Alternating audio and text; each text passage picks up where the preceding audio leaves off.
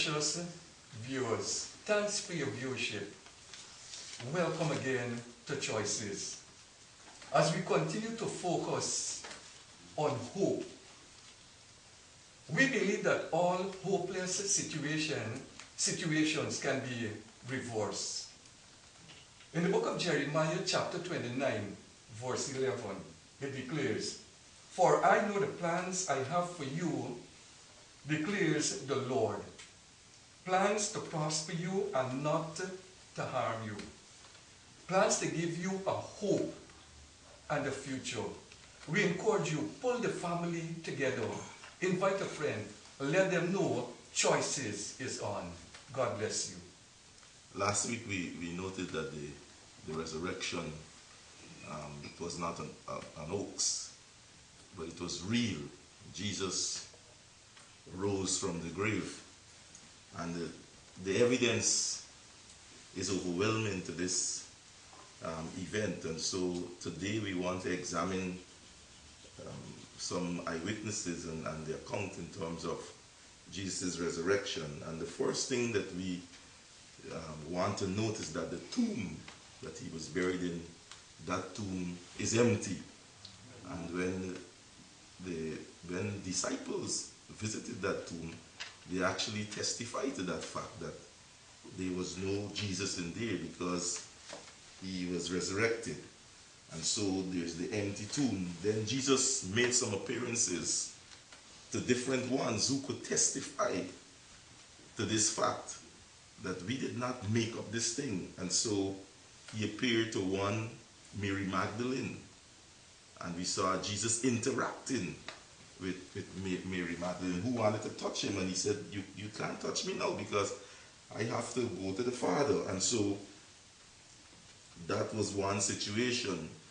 One was even better. Another situation was even more solid than that, in that when Thomas, we refer to some people who don't believe as doubting Thomases, but when Thomas, he heard about the resurrection, he did not believe. And so Thomas said, "Look, Jesus, let me," he said, let me have a good look at you. And so Thomas had a good look at Jesus. And there was a time when Thomas said, "Look, let me even put my hand in the womb that where they stuck you with the Spirit." And Jesus allowed him. And so this is, you don't want more evidence more than that.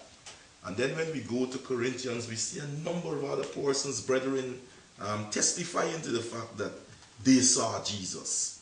And so this evening we want to examine some of those accounts. And so people must know that this hope that we are talking about, this hope is real. It is not something that a group of people made up. Jesus was resurrected, and because he lives, we can live also. So this evening we want to talk about the resurrection and those accounts. Gentlemen, what could have transformed Peter, for example, Cephas? One moment, he's in full denial mode. Another moment, he's using obscenities. He's delusional almost. And he returns to his trade. The guy was messed up in his mind. He was, how to describe Peter at that time? Disappointment is not a word to describe what he must have been going through. So he retreated into himself. A Sunday morning, Mary came and filed a report. Those guys were locked in their rooms. They were so disappointed. They were fearful that the Jews would come after them, the authorities would come after them. They were locked in their room. Mary came in and said, "His body is not there." No. These men did not believe. And with this information, his body is not there, it sent panic among them. And John and Peter took off when they heard this information. How do you mean his body is not there? And they took off. John got there before Peter. The empty tomb presented itself. But John wouldn't go in. Peter came huffing and puffing afterwards and ran past John and went in, and he was examining. That was consistent with the nature of Peter. He looked and he saw the burial plot. He saw just as if they were lying right there. And he thought, what is the meaning of this? John, after he saw that, he ventured in. And the scripture in John 20, this eyewitness said, that is when he believed. So all the time they were with Jesus, they really didn't believe. They believed that Jesus was going to set up an earthly kingdom. That's my own take. They believed that he was going to come against the might of the Roman power. He was going to establish what Judas Maccabeus and the others attempted to establish a Jewish government. And he had the power, a man who could stick the ear back on a soldier that had been severed by the sword of Peter. A man who multiplied. He had a tremendous economic policy. He multiplied enough bread than baker shops could bake at the time, and produce fish out of a paltry meal. A man who had a way of causing deep conviction among the customs official of the day. For example, Zacchaeus went back into a situation where he decided, I'm going to give back to people who I robbed. A man who touched the hearts of kings. A man who touched the hearts of women. A man who touched everyone. And those Jews felt our time had come. But they didn't see. They were only looking at the natural level. Jesus wanted them to see above that, because his kingdom was bigger than establishing a government upon the earth. What is significant here, Bishop, is that even though Mary Magdalene on the Resurrection Sunday, I guess she would have recalled the words of Jesus as he prophesied about his death, burial, and resurrection. And she went to that tomb with the hope of seeing him. And no one was there, and she turned to the disciples and she told them that they took his body away. And like you recorded there, Peter and John went to the tomb. They saw the tomb empty and they returned. But something about the determination in Mary Magdalene. This woman refused to leave that empty tomb alone. And she remained there. And it is while she was there that she encountered those two angels, who she mistook for security officers. And she said, what have you done with his body? Tell me.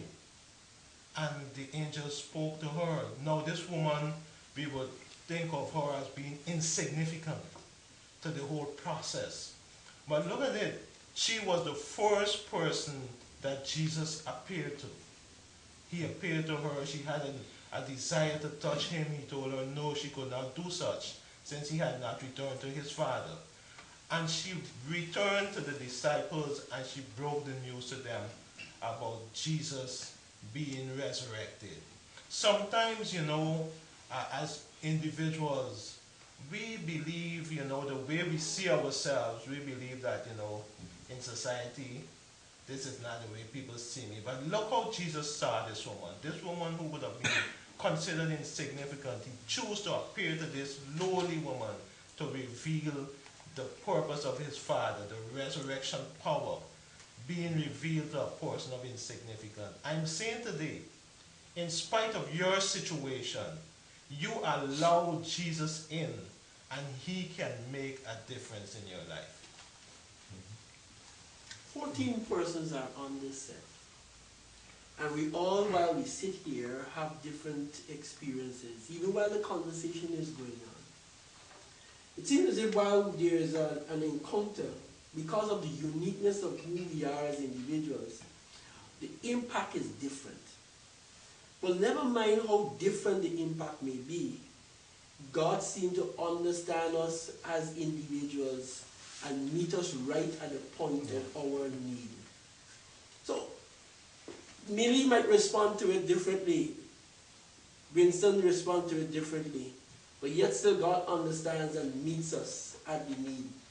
I believe, however, for that need to be met, there is a choice that we have to make. And that choice is personal. Mary decided to go. In spite, she could stay home. She could have decided, you know what, he dead, he done. I'm not quite sure what will happen. I heard him say all kinds of things. But she made a personal decision. I will go, even though he might be buried. I heard him say that he would rise on the third day. I will go to the tomb. She went there. I'm not too sure that she has any such hope. She was startled by the fact that she went there because of her commitment. This was a leader. This man brought tremendous transformational principles to her life. This guy, she saw a real man, a powerful man. I don't think any of the disciples expected Jesus to be resurrected. I believe all of them, Thomas was a microcosm, his view was a microcosm of everybody. That's the only thing Thomas said it. You know, Thomas said, except I see him and put my hands in his nails, carnal, and put my... Thomas was a practical man. Thomas said, don't worry about this thing. But bear in mind, there was no precedent. There was no precedent. You couldn't have gone back to any case to say somebody resurrected before. No. This was breaking ground. You know, like how we have breaking news, this is breaking ground. The people saying, what happened here? So even when he appeared to those two disciples on their road to Emmaus, as they were going there, he just fell in step with them. When he had a full conversation with them, and those guys, that's later on in the day, the news must have passed them. Listen, Jesus' body missing, you know. It didn't click yet. It didn't click yet about the resurrection. Those guys were not thinking resurrection. They were thinking, what's this new trick about? But that's the power, and I believe that was the single factor that produced the transformation and brought this living hope alive.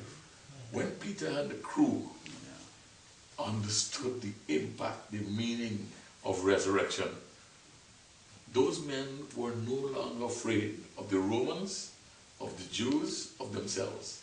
They stood up there and they challenged the world because they understood this power that Jesus spoke about. This power can reach beyond, not only on this side of the grave, but this power can reach into the grave. You have to understand this. This is awesome transformation. And the same man that denied Jesus Christ, just to back up what you say, Bishop, he denied Jesus 3 times, as recorded in the scripture. But when after the resurrection, this same coward became so powerful, this man stood before the Romans, before Jews, and said, the same Jesus that you crucified, hear what he said, God has made his enemies his footstool. And so that is the central feature, you know, of Christianity, because the resurrection speaks of empowerment. It speaks of hope and life. And so people who want to destroy Christianity always attempt to attack the resurrection, because if you feel that you don't have anything to live for, you live anyhow. But we know that the resurrection is real. You know what I like? Peter lost the race to the tomb. He brought second. But he had a second opportunity to deal with the issues that you made mention of, Parsons. That this man denied Jesus, but somehow he recognized that it's the same man that I denied that is making mention of all these things before. This man is missing. He's trying to rationalize. How was it these soldiers with swords and they beat him so badly, and he fell there on the streets? He's literally dragging across. How could this man, the Praetorian Guard standing in front of this tomb, this was not a break-in, this was a break-out. A dead man broke out. This is unbelievable. So this was confusing to them, very, very confusing. Hence the transformation. And he became bold. And he decided, I can talk up now. I see this thing happen. this man walked with me, this man talked with me, this man even proved me wrong. Because when I was saying to this man, no, you can't do something like that, the man said, get thee behind me, get your act together. And Peter was brought to the place where he could do nothing else but believe because of an experience. A personal experience, a personal and intimate experience with what took place, that whole scenario, brought about change, not just in one person, but in many persons. And this change continue on to today. Let us take, for example, let us set our lens on Thomas, a man who walked with Jesus, nevertheless doubted. He said, listen, man, I don't only have to see this man, I got to place my finger in the hole that hole that is in his hands, and I will be convinced that this man is alive and well. I mean, it is so, there are people like that, unless they can have that personal encounter, and they can see the evidence of Jesus being alive, they will not hold fast to what he can do for them. But thank God that Thomas did experience Jesus. Jesus understood. Jesus allowed him to put his finger in that hole in his hands. And Thomas believed. Amen? He believed. And I am saying today, unless you encounter Jesus for yourself, it is one thing to hear about Jesus. It's another thing to read about Jesus.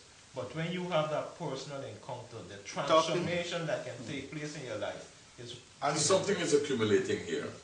They are in the house locked away. Bear in mind, it's a common feature at that time. They are locked away.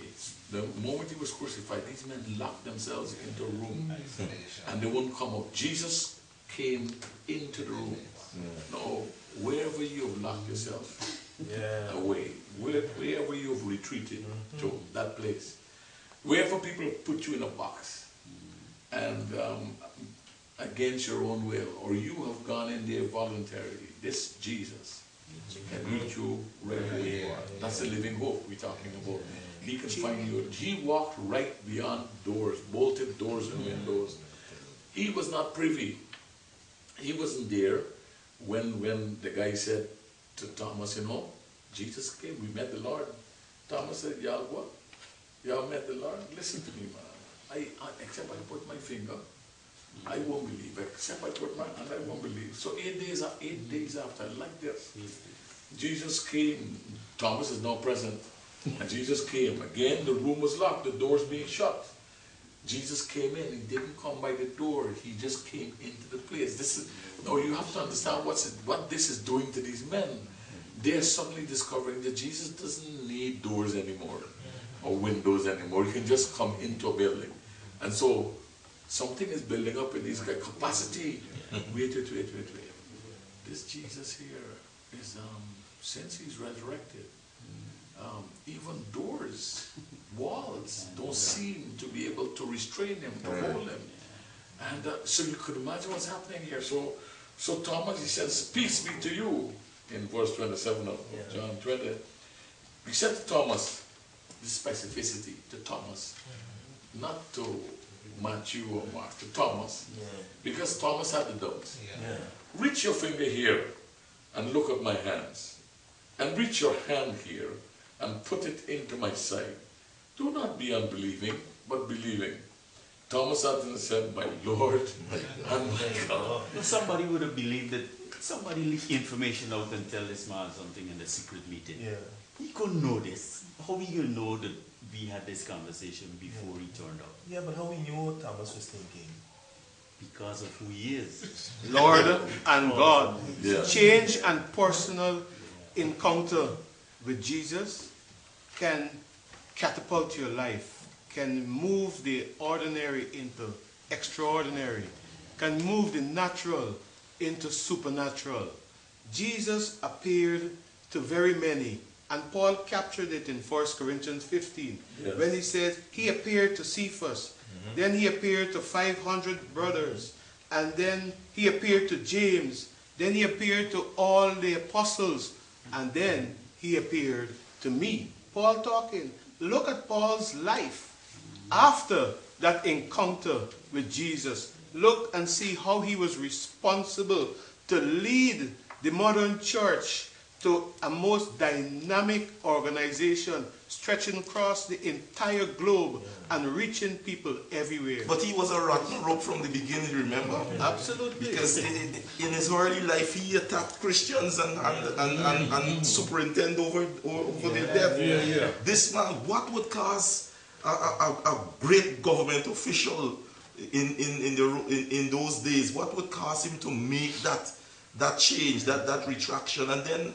after he experienced Jesus, this man, the same zeal that he had when in his olden days, it is the same zeal that he transferred when he met with Jesus. And this man actually, he has written most of the books in the New Testament. This same Paul, yes. So it speaks to the fact that regardless of whoever you are, whatever you might have done, when you experience this resurrection, when you experience Jesus, there is hope, and your whole life can be transformed.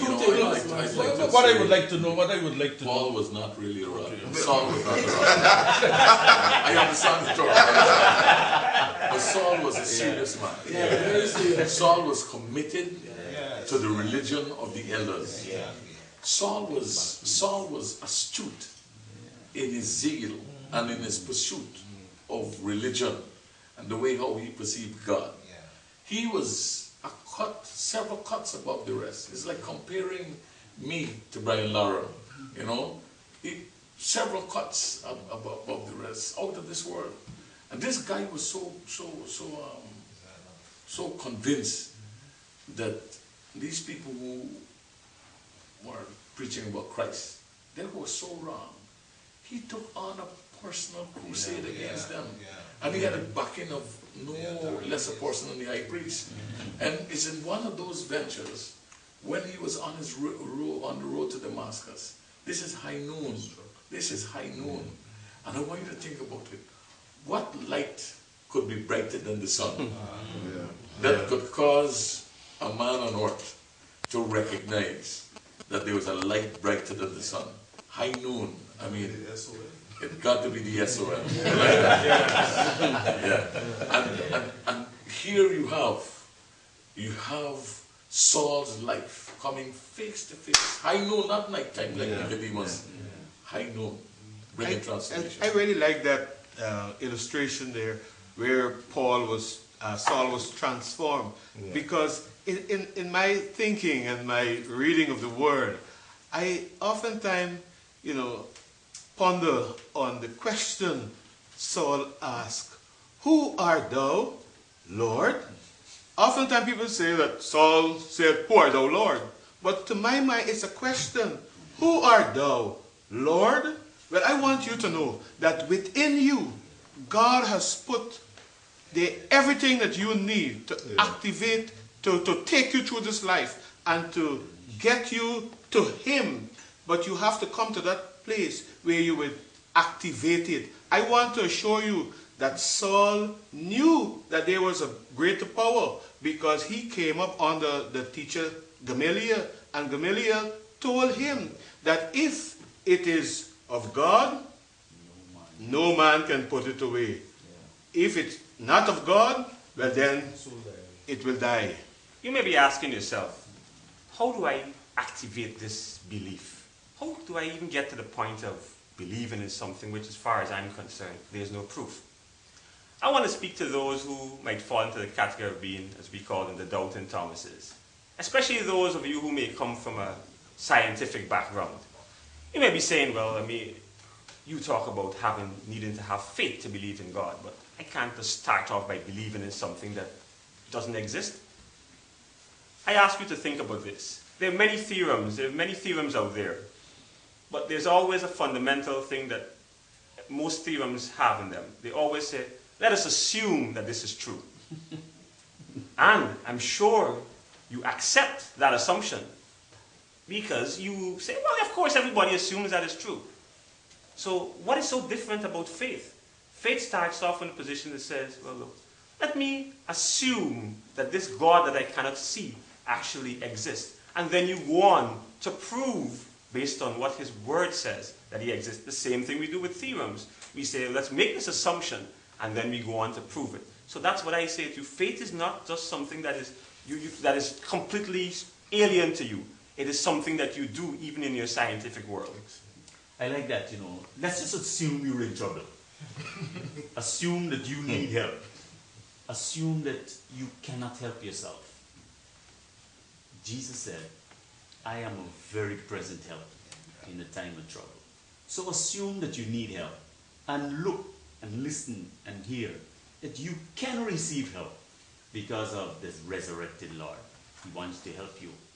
So forget about the assumption and launch out like Peter did on so many occasions.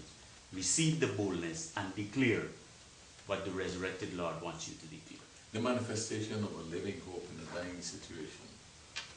He was 35 years old. He had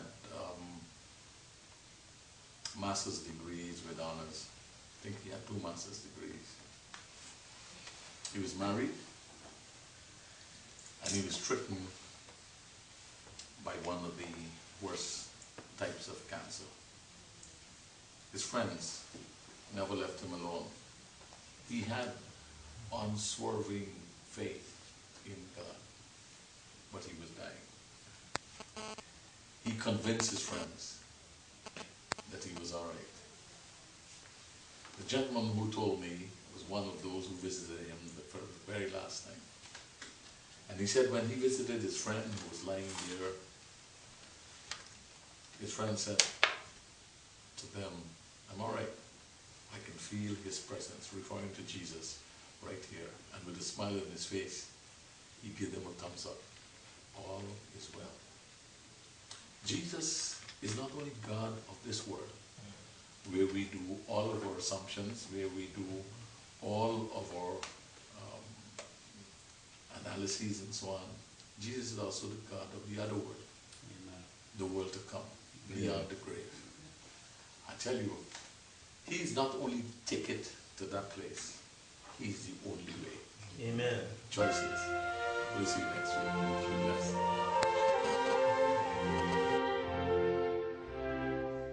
Thank you for being part of Choices. Remember, you can join us at First Assembly for any of our regular weekly services. I am Celestia on behalf of the set, reminding you that your whole life is the sum of your choices. God bless you.